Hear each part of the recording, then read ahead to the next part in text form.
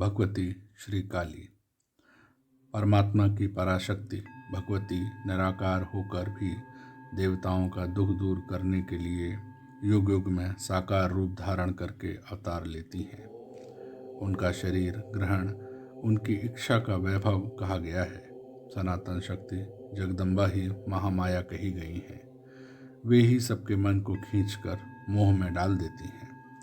उनकी माया से मोहित होने के कारण ब्रह्मादि समस्त देवता भी परम सत्य तत्व को नहीं जान पाते, फिर मनुष्यों की तो बात ही क्या है।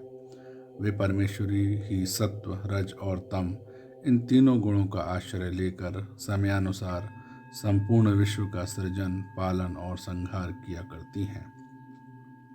शिव पुराण के अनुसार उनके काली रूप में अवतार की कथा इस प्रकार है। प्रलय काल में संपूर्ण जगत के जलमग्न होने पर भगवान विष्णु योग निद्रा में शेष सैया पर शयन कर रहे थे। उन्हीं दिनों भगवान विष्णु के कानों के मल से दो असुर उत्पन्न हुए।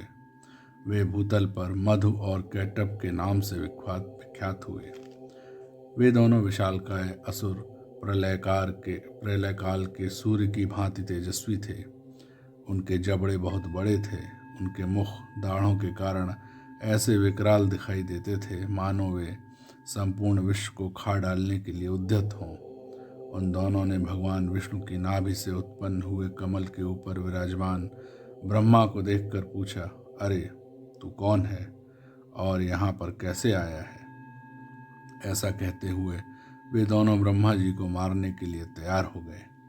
ब्रह्मा जी ने देखा कि ये दोनों मेरे ऊपर आक्रमण करना चाहते हैं और भगवान विष्णु समुद्र के जल में शेष सैया पर सो रहे हैं। तब उन्होंने अपनी रक्षा के लिए महामाया परमेश्वरी की स्तुति की और उनसे प्रार्थना की, अंबिके, तुम इन दोनों असुरों को मोहित करके मेरी रक्षा करो और अजन्मा भगवान नारायण को जगा दो।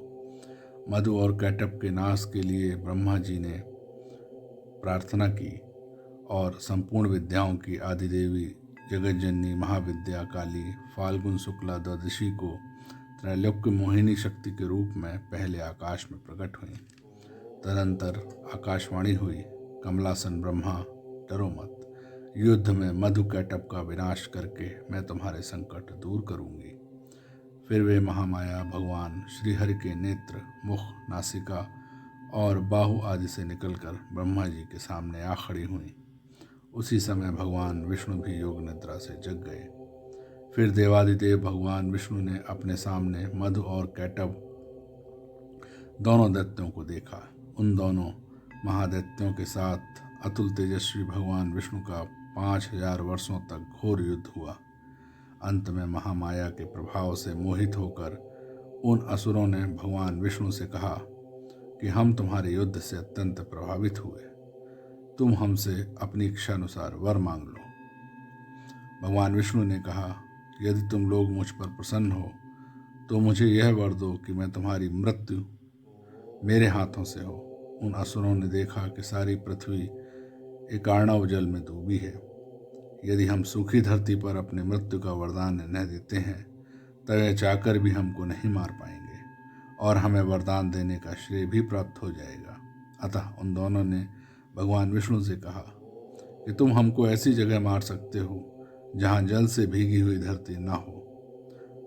बहुत अच्छा कहकर भगवान विष्णु ने अपना परम तेजस्वी चक्र उठाया और अपनी जंघा पर उनके मस्तकों को रखकर काट डाला।